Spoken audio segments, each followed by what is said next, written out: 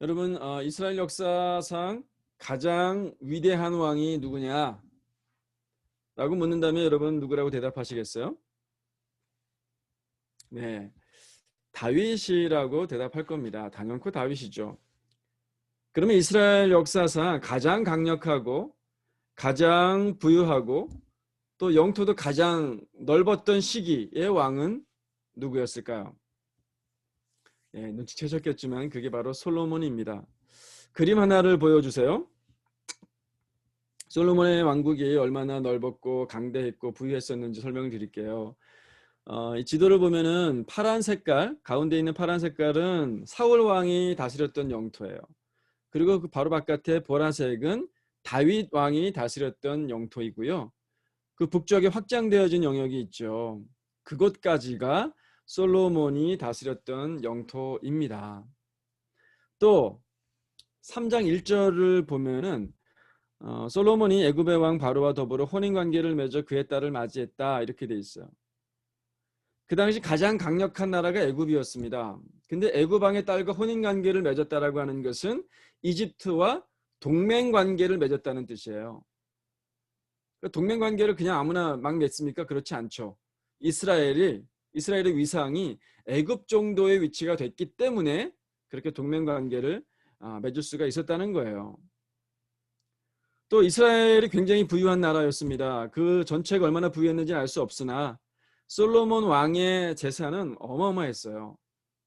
10장 14절 말씀을 보면 솔로몬의 세입금의 무게가 금 666달란트라고 되어 있습니다. 여러분 한 달란트가 무게가 얼마나 되는지 아세요? 한 27kg 정도 됩니다. 666달란트면은 환산을 해보면은 한 18,000kg이 돼요. 여러분 금 1g이 요즘 한 8만 원 정도 한다고 그래요? 그러니까 18,000kg의 금은 약 한 15억 달러 정도가 됩니다. 15억 달러가. 그것도 US 달러로. 해마다 15억 달러의 재산이 쌓이는 셈이에요. 어마어마하죠. 23절에는 솔로몬 왕의 재산과 지혜가 세상의 그 어느 왕보다 큰지라 라고 이야기하면서 다시 한번 그의 부를 확인해 줍니다. 군사도 어마어마합니다. 10장 26절 말씀 보면 솔로몬이 병거와 마병을 모음해 병거 1,400대요 마병이 12,000명이라 라고 되어 있어요. 그 당시 병거 한 대는요 지금 탱크 한 대의 역할을 합니다. 어마어마한 군사력을 지니고 있어요. 솔로몬의 이 모든 부귀와 영광 어디서 온 걸까요? 오늘 본문은요 교회를 좀 다니셨다 라고 하시는 분들은 다 아는 이야기예요. 하나님이 솔로몬에게 내 소원 한 개 들어줄게 구하라 라고 하니까 솔로몬이 부귀와 영광 구하지 않고 백성을 잘 다스리기 위해서 지혜를 구했다. 그랬더니 하나님이 그가 구하지 않은 부귀와 영광도 함께 주셨다. 네. 되게 심플합니다. 내용 상황만 보면은 하나님 솔로몬에게 어마어마한 부귀와 영광을 주신 거예요. 그러나 그것이 오늘 본문이 주는 메시지의 전부가 아닙니다. 오늘 본문 가지고요. 제가 두 가지 관점에서 설교를 진행을 해보려고 해요. 먼저는 우리가 다 알고 있는 일반적인 교훈이고요. 그 다음에는 이 본문 뒤에 숨겨져 있는 교훈이 하나가 있습니다. 그래서 한번 조명해 보려고 합니다. 그 교훈의 차이는요. 솔로몬을 언제 보느냐예요. 솔로몬이 그 통치 초기에 솔로몬을 보느냐 아니면 통치 말기에 솔로몬을 보느냐에 따라서 관점이 달라집니다. 자, 먼저 통치 초기의 솔로몬의 관점에서 보겠습니다. 지난주에 솔로몬이 왕위에 올랐습니다. 그의 나라를 든든히 세우기 위해서 다윗이 유언을 남기죠. 유언을 남기면서 솔로몬의 정적들을 제거하라고 부탁을 해요. 반란을 일으킨 아도니아, 요압을 제거해라. 그리고 기회주의자인 시므이도 제거해라. 그 말대로 제거합니다. 이스라엘 잠재적 위협들을 제거하고 난 후에 이제 좀 평탄하게 되어졌죠. 그 일후에 솔로몬이 공식적으로 행한 첫 번째 행위가 뭐냐? 그게 바로 오늘 본문 4절의 내용이에요. 솔로몬이 뭘 했습니까? 이에 왕이 제사하러 기브온으로 가니 거기는 산당이 큼이라. 솔로몬이 그 제단에 1,000번제를 드렸더니. 제일 먼저 한 일이 하나님께 1,000번제를 드린 일이에요. 여러분 1,000번제 한국에서 참 유명합니다. 1,000번제가 뭡니까?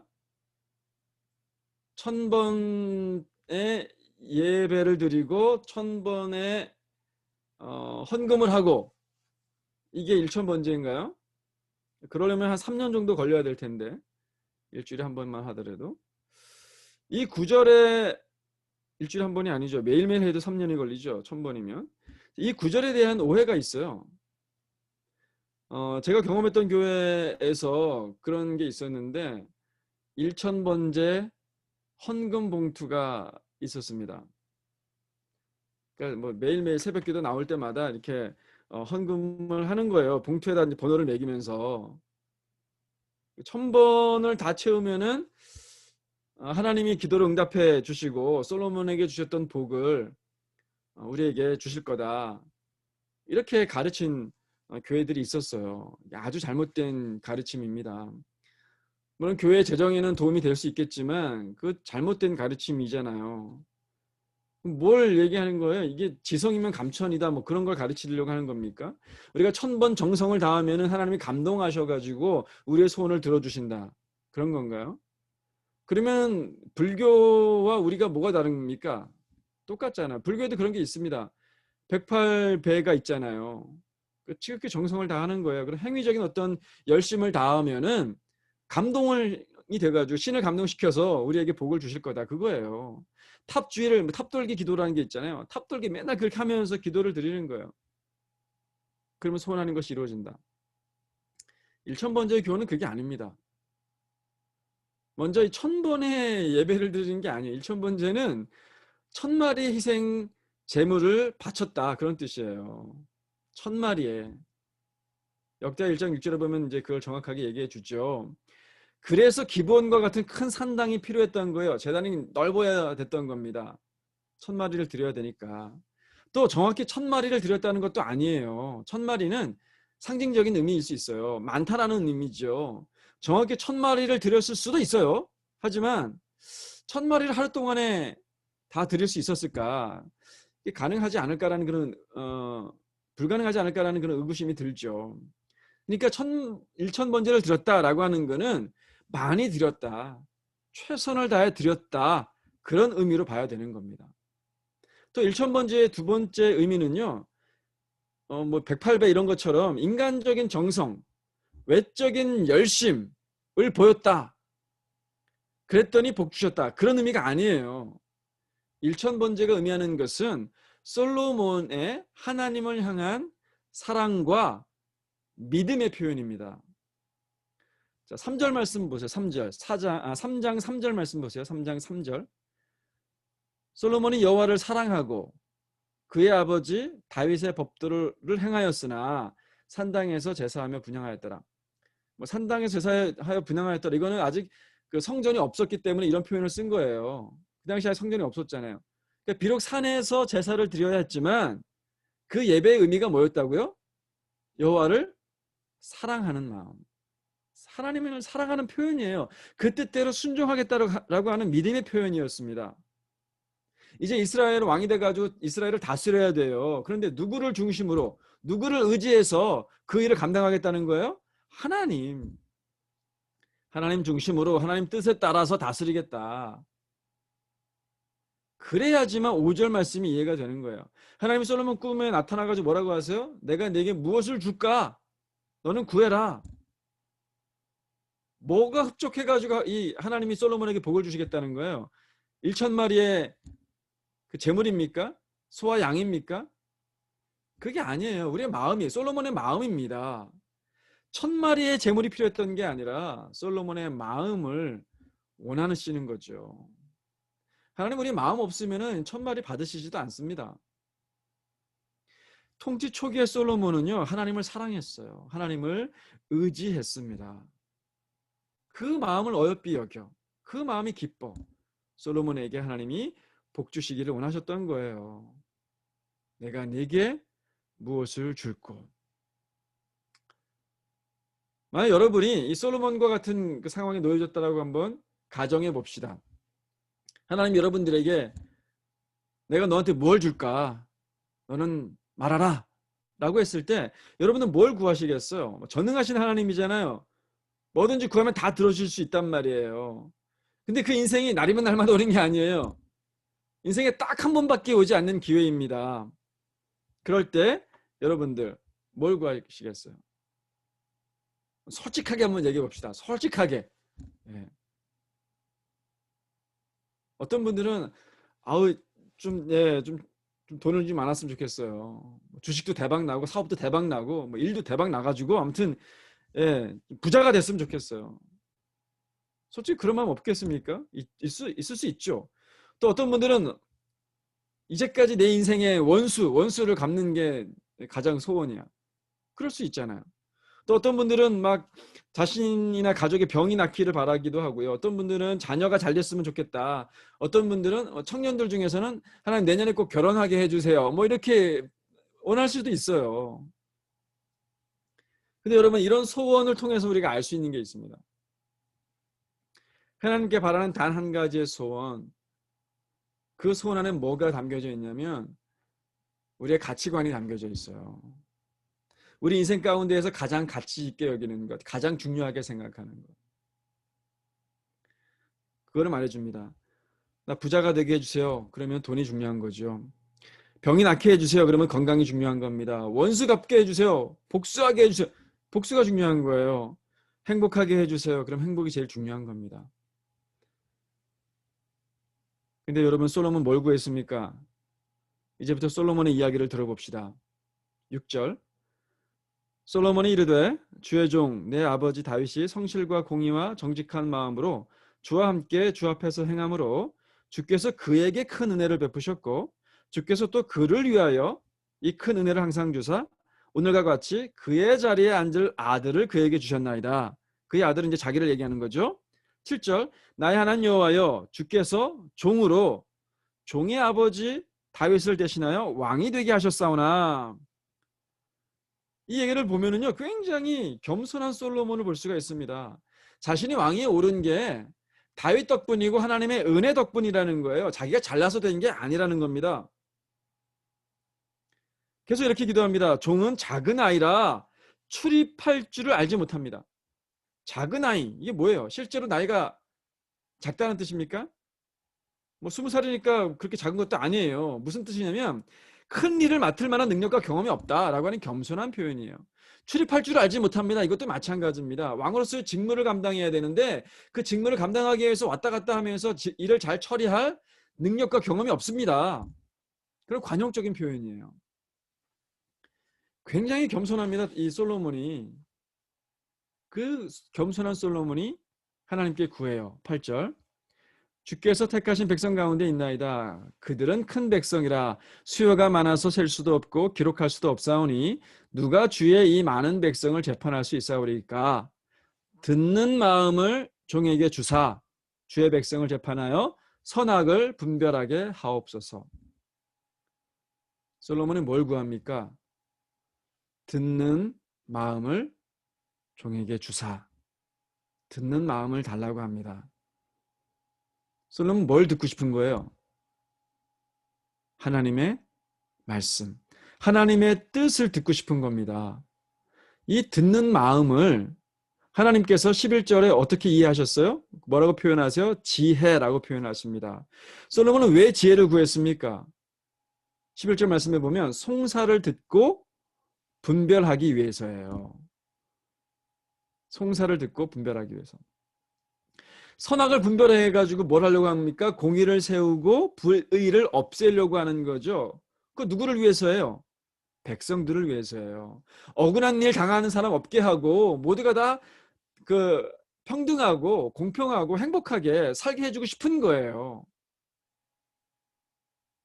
이걸 통해서 뭘 할 수 있습니까? 솔로몬에게 뭐 어떤 마음이 있는 거예요? 백성들을 사랑하는 마음이 있었음을 알 수가 있습니다. 백성들을 위해서 지혜를 구한 거예요. 자신을 위해서 지혜를 구하지 않았습니다. 이 마음이 얼마나 사랑스럽습니까? 하나님 마음이 얼마나 흡족하겠어요. 10절 말씀이 뭐라 그럽니까? 솔로몬이 이것을 구하매 그 말씀이 주의 마음에 든지라. 주의 마음에 든지라.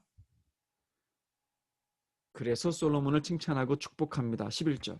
이에 하나님이 그에게 이르시되 네가 이것을 구하도다. 자기를 위하여 장수하기를 구하지 아니하며 부도 구하지 아니하며 자기 원수의 생명을 멀하기도 구하지 아니하고 오직 송사를 듣고 분별하는 지혜를 구하였으니 내가 내 말대로 하여 내게 지혜롭고 총명한 마음을 주노니 내 앞에도 너와 같은 자가 없었거니와 내 뒤에도 너와 같은 자가 일어남이 없으리라. 내가 또 내가 구하지 아니한 부귀와 영광도 내게 주노니 내 평생에 왕들 중에 너와 같은 자가 없을 것이라. 솔로몬은 자신을 위해서 막 부귀와 영광 구하지 않았단 말이에요. 백성들을 사랑하는 마음으로 백성들을 위해서 지혜를 구했습니다. 그 순수하고 사랑하는 마음 얼마나 보기 좋으셨겠어요. 그래서 솔로몬이 구하는 지혜도 주셔요. 근데 그것만 주시는 것이 아니라 구하지 아니한 부귀와 영광도 주십니다. 여러분, 솔로몬의 지혜가 얼마나 컸는지 아십니까? 잠언을 3,000개를 썼다고 해요. 그리고 시를 우리 시편에 나와 있는 거 다 담지 못했어요. 1,005개나 되어지는 시를 지었다고 하고요. 각종 동물과 식물에 대한 책도 편찬했다고 합니다. 어마어마합니다. 이 솔로몬의 지혜가. 그 당시 지구상에서 가장 지혜로운 사람이었어요. 10장을 보면 스바야 여왕이 솔로몬의 지혜를 들으러 많은 예물을 가지고 예루살렘에까지 찾아오는 장면도 있습니다. 먼 나라에까지 그의 지혜가 소문이 날 정도였단 말이죠. 부귀와 영광, 그건 앞에서도 말씀을 드렸습니다. 자, 이 이야기가 주는 핵심 교훈이 뭔가요? 솔로몬이 지혜를 구했더니 부귀와 영광까지 같이 주셨다. 그건가요? 부귀와 영광 얻었다. 그건 결과일 뿐인 거예요. 가장 중요한 거는요. 솔로몬이 하나님을 사랑하고 백성들을 사랑했다는 거예요. 하나님을 사랑해서 일천번제를 드렸습니다. 백성들을 사랑해서 듣는 마음, 즉 지혜를 구했다라는 거예요. 솔로몬은 자기 중심적인 사람이 아니었습니다. 하나님 중심이었고 이웃 중심이었습니다. 하나님을 의지하고 백성들을 섬기려는 사람이었어요. 그 마음을 보시고 하나님이 축복하신 겁니다. 자, 이제 아까 드린 질문을 다시 한번 드립니다. 하나님 여러분들에게 내가 내게 무엇을 줄고 너는 내게 구하라 라고 하시면 여러분들 뭘 구하시겠어요? 이제 우리의 대답이 조금 달라질 수 있을 거예요. 하나님 듣는 마음 주십시오. 지혜를 주십시오. 그렇게 기도할 수 있습니다. 그런데 그렇게 대답하면서도 우리 마음 한구석에 우리 마음 깊숙한 곳에 한번 들여다보았으면 좋겠어요. 혹시 그 마음 깊숙한 곳에 나도 솔로몬처럼 지혜를 구하니 솔로몬에게 주셨던 부귀와 영광도 함께 주십시오. 그런 마음은 혹시 없습니까? 조금이라도 그런 마음이 우리가 구하는 지혜를 주십시오, 듣는 마음을 주십시오 라고 하는 것에 이렇게 연결되어져 있다면 우리의 목적은 부귀와 영광이지 하나님을 듣는 마음이 아닐 수 있어요. 철저하게 내려놓는 것이 필요합니다. 순수하게 우리가 구하는 것은 듣는 마음, 즉 하나님을 경외하는 마음, 하나님의 뜻에 순종하려는 마음이어야 됩니다. 그걸 조건으로 해가지고 뭔가를 더 얻기를 원하는 그런 마음, 그런 게 없어야 됩니다. 부귀와 영광을 주시는 거는요, 하나님의 영역이에요. 주시면 감사하겠지만 안 주셔도 만족해야 되는 것이 우리의 태도여야 합니다. 오늘 본문의 이야기는 솔로몬이 하나님께 자신의 유익을 구하지 않고 백성들을 위해서 듣는 마음 지혜를 구했다. 그랬더니 지혜뿐만이 아니라 부귀와 영광도 주었다. 이게 이제 보여지는 이야기란 말이에요. 그래서 듣는 마음을 구했다. 이게 참 중요하죠. 듣는 마음을 구했다는 것 하나만으로도 솔로몬이 하나님을 사랑하고 또 백성들을 사랑했음을 알 수 있기 때문이에요. 그 마음이 하나님의 축복을 받는 또 비결이 되었습니다. 그거는 뭐 부인할 수 없는 사실이죠. 그러나 그것만이 전부가 아니에요. 이 이야기에 숨겨진 교훈이 하나가 있습니다. 이 열왕기의 독자가 누구라 그랬습니까? 나라가 멸망했어요. 그리고 포로로 잡혀간 이스라엘 백성들입니다. 포로예요, 포로. 그들은 솔로몬의 통치 초기뿐만 아니라 솔로몬의 말로도 다 아는 사람들입니다. 하나님이 주신 지혜로 엄청난 부와 명예를 얻게 된 솔로몬이 그 지혜와 그 부로 뭘 했는지 아십니까? 10장 26절 보면 솔로몬이 병거와 마병을 모으매 그랬죠. 병거와 마병을 모으매. 병거가 1,400대가 되고 마병이 12,000명이라 그랬단 말이에요. 말을 모았어요. 그리고 매년 15억 달러치가 되어지는 금을 모았습니다. 또 11장 3절 말씀 보면 왕은 후궁이 700명이요 첩이 300명이라 여인들을 모았습니다. 여러분 보시기에 이런 행위가 어떻게 보입니까? 믿음의 사람, 하나님을 사랑하는 사람의 행위로 보입니까? 신명기 17장 16절을 보세요. 신명기는 가나안 땅에 들어가기 전에 모세가 이스라엘 백성들에게 남긴 최후의 설교잖아요. 가나안 땅을 정복하고 나면 백성들이 왕을 달라고 할지도 모르겠는데 왕을 달라고 하면 그 왕에게 이런 기준들을 좀 제한들을 좀 둬라 라고 하는 게 17장 16절 말씀이에요. 16절 그는 병마를 많이 두지 말 것이며 병마를 많이 얻으려고 그 백성을 애굽으로 돌아가게 하지 말 것이니 말을 많이 두지 말라고 하잖아요. 그 당시 때 말을 구하려면 어디로 갔어야 돼요? 애굽에 갔어야 됩니다. 그 애굽으로 들락날락 하다 보면 애굽 사람들한테 영향받지 않겠어요? 말 많이 모으지 말라 그래요. 17절 계속 볼까요? 그에게 아내를 많이 두어 그의 마음이 미혹되게 하지 말 것이며 아내를 많이 두지 말라고 합니다. 근데 솔로몬은 몇 명의 아내를 두었다고요? 1,000명. 17절 후반부 계속 보겠습니다. 자기를 위하여 은금을 많이 쌓지 말 것이니라. 말, 여인, 은금.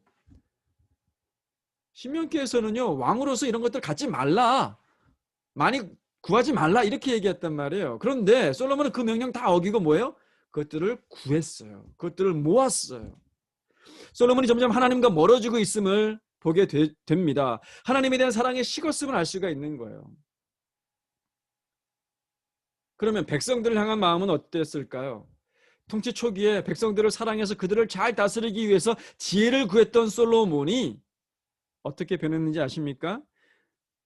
열왕기상 12장 4절 보세요. 열왕기상 12장 4절. 솔로몬이 죽고 이제 아들 르호보암이 왕이 되었어요. 르호보암한테 백성들이 이제 왕에게 올리는 상소문입니다. 이게 12장 4절. 왕의 아버지가 솔로몬이죠. 우리의 멍에를 무겁게 하였으나 왕은 이제 왕의 아버지가 우리에게 시킨 고역과 매운 무거운 멍에를 가볍게 하소서. 그리하시면 우리가 왕을 섬기겠나이다. 솔로몬이 백성들에게 막 엄청난 토목공사를 시켰어요. 무리한 공사죠. 무리한 노동입니다. 백성들을 괴롭게 한 거예요. 백성들을 사랑하던 마음이 사라져 버렸습니다. 여기서 우리는 두 가지 사실을 확인할 수가 있어요. 하나님이 주신 지혜를 나 자신을 위해 사용하면 그 지혜도 타락한다는 사실입니다. 여러분 이 세상에는요 똑똑하고 지혜 많은 사람들 너무나 많아요.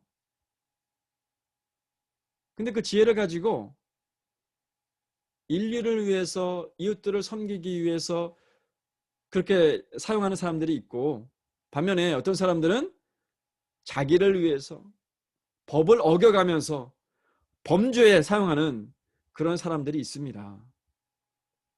하나님이 주신 지혜는요 하나님과 이웃들을 위해서 사용해야 할 때 비로소 빛이 납니다. 나 개인의 욕심을 위해서 쓰면 안 돼요. 그러면 결국 하나님의 심판을 받게 됩니다. 하나님이 솔로몬을 축복하시면서 부귀와 영광 주셨잖아요. 근데 한 가지 안 주신 게 있어요. 오늘 본문 14절 말씀 보세요. 뭘 안 주셨냐면 장수, 오래 사는 복을 안 주셨어요. 14절, 네가 만일 내 아버지 다윗이 행함같이 내 길로 행하며 내 법도와 명령을 지키면 내가 또 내 날을 길게 하리라. 여러분, 솔로몬이 몇 살에 죽는지 아세요? 약 20세에 왕이 됩니다. 그리고 40년간 이스라엘을 통치해요. 그러면 60세에 죽었다는 거잖아요. 다윗 왕은 70세에. 그 다윗보다 일찍 죽어요. 뭘 증명합니까? 다윗이 행함같이 하나님의 길로 행하지도 않았고 하나님의 법도와 명령을 지키지도 않았다. 그거를 증명하는 셈이에요. 솔로몬이 변심한 겁니다. 솔로몬이 실패한 거예요. 솔로몬의 변심이 주는 교훈이 하나가 더 있어요. 하나님을 향한 마음은요, 지속적이어야 합니다. 지속적이어야 해요. 1,000번제를 드릴 정도로 하나님을 사랑했었습니다. 가장 큰 소원이 뭐냐라고 했을 때 백성들을 위해서 지혜를 구할 만큼 백성들을 사랑했었습니다. 그러나 그 사랑하는 마음이 지속되지 못해요. 왜 그랬을까요? 자신의 지혜에 사람들이 막 감탄을 해요. 막 그러다 보니까 막, 와, 내가 이렇게 대단한 사람이구나. 막 우쭐하게 됐을지도 모르겠어요. 또 자신에게 쌓여가는 금은 보화를 막 보니까 막 만족스러운 거예요. 그 인기와 부여 속에서 하나님을 잃어버린 건 아닐까. 하나님이 주신 축복들을 누리고 즐기느라 정작 그 축복을 주신 하나님은 잊어버린 것은 아닐까. 여러분, 이 교훈은요, 우리들에게도 동일하게 적용이 됩니다. 하나님이 허락하신 풍요로운 우리네 삶 한번 보세요. 만족스럽지 않습니까? 별로 뭐 캐나다에 살면서 불평거리가 그렇게 많지는 않을 거예요. 물론 힘들고 어려우신 분들도 계시겠지만 우리에게 주시는 그 만족스러운 삶 이런 거 누리다가 가만 생각해 보면 이제 하나님 없이 살아도 나 굉장히 만족할 수 있겠구나 이런 생각이 들 때가 온다는 거예요. 겁니다. 만족하고 즐기다가 하나님을 잃어버리시면 안 됩니다. 하나님에 대한 사랑은요 지속적이어야 됩니다. 옛날에 한 번 1,000번제를 드리는 열정이 있었다고 해서 그것이 내 인생 전부의 믿음을 증명해 주지는 못한다는 거예요. 오늘 여기서 here and now 지금 여기서 하나님을 향한 내 마음은 어떤지 그게 중요한 겁니다. 사랑하는 여러분, 솔로몬이 구한 듣는 마음 우리도 늘 구하면서 사시기를 바랍니다. 하나님께 귀를 기울이시고 하나님의 음성, 하나님의 뜻을 듣는 우리가 되기를 바라요. 그 뜻대로 순종하며 날마다 사시는 저와 여러분 되기를 바랍니다. 그때 하나님이 우리에게 합당한 복들을 우리 각자에게 주실 줄 믿습니다. 그 하나님을 경험하며 사는 이번 한 주간 또 저와 여러분이 되시기를 바랍니다. 아멘. 같이 기도하십시다. 오늘 말씀 들으면서 여러분들 각자 개인에게 의미가 있었던 말씀들 붙들고 기도했으면 좋겠어요. 솔로몬의 교훈은요. 지혜를 구했더니 지혜뿐만 아니라 부귀와 영광 주셨다. 그게 핵심이 아닙니다. 정말 중요한 것은 그 듣는 마음이라고 하는 것, 그것 안에 하나님을 사랑하고 백성들을 사랑하는 마음이 담겨져 있다는 거예요. 그리고 그것을 위해서 구했으면 좋겠어요. 하나님을 향한 마음, 백성들을 향한 마음. 우리가 그 마음을 품으면 하나님께서 우리에게 합당한 복들을 내려주실 겁니다. 뿐만 아니라 그 하나님을 경외하고 하나님을 들으려고 하고 하나님의 뜻을 따라 순종하려고 하는 그 마음은 지속적이어야 합니다. 또 나 자신을 위해서 쓰는 것이 아니어야만 돼요. 이런 교훈들을 우리가 붙들고 기도했으면 좋겠어. 혹시 우리 마음 가운데, 우리 삶 가운데 뭔가 이렇게 하나님을 믿고 따르는 데 있어서 뭔가 이렇게 끈이 연결되어져 있는 거예요. 뭔가를 원하는 거예요. 부귀와 영광 이런 것이 있다면 그런 것 좀 내려놓고 순수한 마음으로 하나님 사랑할 수 있게 해달라고. 순수한 마음을 하나님, 내가 내 삶 가운데 주인이 되어지지 않고 죄에서 좀 멀어지고 온전히 하나님의 귀를 기울이고 또 주시는 뜻대로 내가 순종하며 살겠습니다. 그러한 기도를 우리가 좀 드렸으면 좋겠습니다. 그래서 여러분들 개인과 여러분 가정이 정말 하나님이 원하시고 하나님이 기뻐하시는 그러한 그 개인이 또 가정이 되어 주셨으면 좋겠어요. 그것을 위해서 기도하시고 결과적으로 오는 그런 복들은 기도하지 않으셔도 됩니다. 그는 하나님이 결과로 주시는 것들이니까 복을 주세요, 복을 주세요 그렇게 안 하셔도 돼요. 그냥 우리 마음을 위해서, 우리 가정을 위해서 그렇게 기도했으면 좋겠습니다. 하나님 경외하는 마음 주십시오. 또 듣는 마음 주십시오. 순종하게 해주십시오. 그것을 위해서 기도하고 이것이 지속적으로 되게 해주십시오 라고 그렇게 함께 기도하기를 원합니다. 여러분 개인과 가정을 위해서 그리고 이 코로나가 속히 지나갈 수 있도록 위해서 함께 기도했으면 좋겠습니다. 같이 기도하십시다. 하나님 아버지 감사합니다.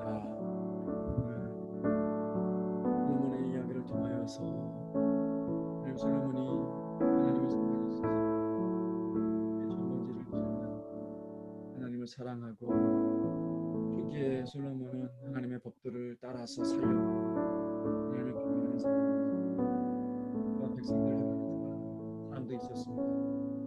그 사랑이 너무나 위해서 하나님의 예도 주시고 영광도 주셨습니다.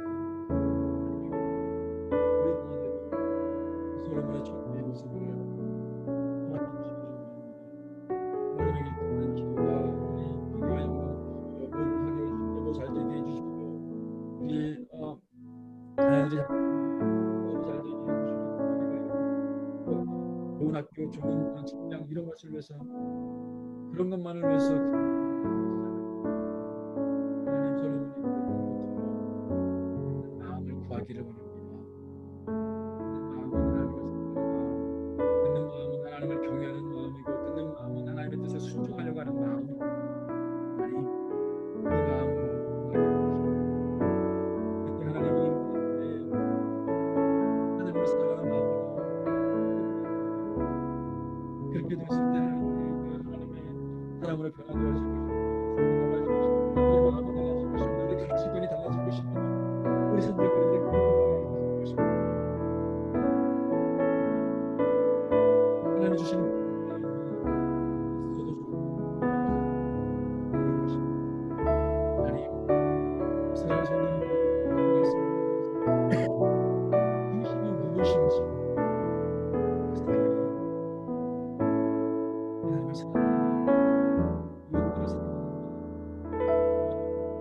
핵심이 되어줄 수 있는 우리의 기도가 이제 바뀌어질 수 있는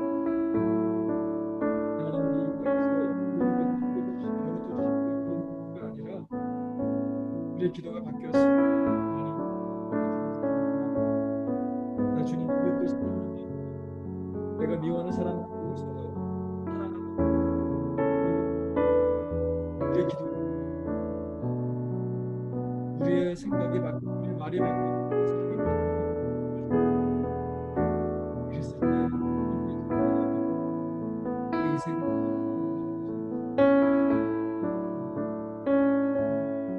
우리 모든 비전과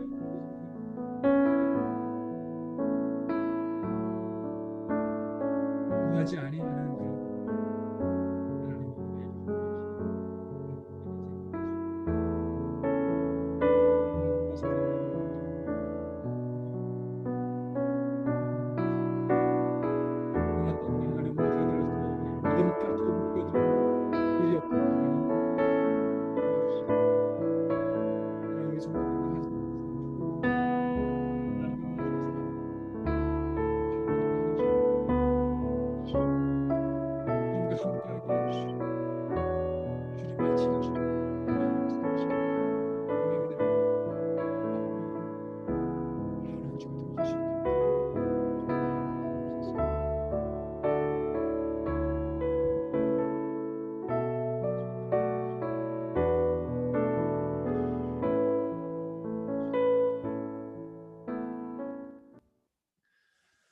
하나님 아버지 감사합니다. 오늘 솔로몬이 하나님 앞에 구한 기도들 우리 마음 가운데 새기기를 원합니다. 지혜를 구했더니 구하지 아니한 부귀와 영광도 함께 주셨다. 이 말은 문자적으로는 그렇게 들리지만 우리에게 주시는 교훈은 그것이 아니었습니다. 하나님을 사랑하는 마음, 백성들을 사랑해서 섬기는 마음, 그 마음을 하나님께서 기뻐 받으셨기 때문에 지혜와 부귀와 영광까지도 주신 것입니다.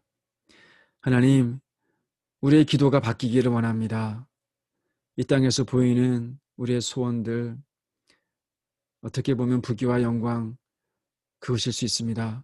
그러나 그것을 구하는 기도가 아니라 하나님을 더 사랑하게 해 주십시오. 이웃들을 더 사랑하게 해 주십시오. 나에게 상처 준 사람조차 내가 용서하고 사랑하고 그들을 섬기게 해 주십시오. 우리의 기도가 이렇게 바뀌어지기를 원합니다. 그렇게 되어졌을 때 하나님께서 우리 각자에게 필요한 것들을 채워주시고 합당한 복들을 내어주실 것입니다. 주시지 않더라도 이미 우리는 하나님의 사랑으로, 이웃들을 향한 사랑으로 충만해 있기 때문에 충분히 만족하고 충분히 행복하고 충분히 감사한 그런 삶을 살 수 있으리라 믿습니다. 하나님, 듣는 마음은 하나님을 원하는 마음입니다. 하나님의 뜻을 들으려고 하는 마음입니다. 그 뜻을 순종하며 살아가기를 원하는 마음입니다. 하나님, 그 뜻 우리 날마다 들을 수 있도록 도와주시고 또 한 번에 족하는 것이 아니라 지속적으로 하나님 앞에 그 듣는 마음을 갖게 해주셔서 우리 날마다 또 주님 오시는 그때까지 우리 개인과 우리 비전교회 모든 성도님들, 가정들 그렇게 하나님이 기뻐하시는 삶들 될 수 있도록 주님 함께해 주시옵소서. 또 그렇게 살아드릴 때 하나님, 우리 주변에 있는 많은 사람들이 우리는 뭔가 다르구나, 저 가정은 뭔가 다르구나, 그것을 느낄 수 있고 또 볼 수 있게 되어 하나님께 그들이 나올 수 있게 되리라 믿습니다. 하나님, 우리 개인과 가정을 사용해 주시옵소서. 또 한 주간 살아드립니다. 하나님, 코로나 바이러스 가운데서 우리를 지켜주시고 하나님, 움츠러들지 않고 이 기간 가운데 더 주님과 교제가 깊어지고 더 주님을 사랑할 수 있게 되어지는 복된 날들 되게 해 주시옵소서. 지금 우리 주 예수 그리스도의 은혜와 하나님 아버지의 사랑과 성령님의 위로와 역사하심이 오늘 초기에 솔로몬이 그랬던 것처럼 하나님을 사랑하고 듣는 마음을 구하여 하나님께 순종하며 살기를 원하고 다짐하는 여기 모인 모든 하나님의 백성들과 그 가정 위에 이제로부터 영원토록 함께 하시기를 간절히 축원하옵나이다. 아멘. 아멘. 주님. 하나님, 우리 성도님들 축복합니다. 오늘 한 주간도 주님 함께 해주셔서 지혜가 필요한 사람들에게 지혜, 소망이 필요한 사람들에게 소망, 위로와 격려가 필요한 사람